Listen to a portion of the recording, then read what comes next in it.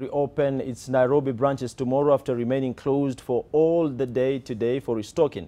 Perplexed shoppers who had not encountered the notice read it at the door of the supermarket, with the management assuring customers of revamped stores as from tomorrow. The retail chain has postponed its annual general meeting, which was scheduled to take place in a week's time on the 20th of December. The board says the AGM has been postponed to allow for negotiations with a potential investor. A new date for the meeting will be announced once negotiations are concluded, with the board confident that the date will not be later than the 31st of March 2018. The postponement comes a week after the public learnt of the resignation of Dr. Julius Kipng'etich as chief executive, a corporate titan who had been widely expected to turn around the fortunes of the ailing retailer.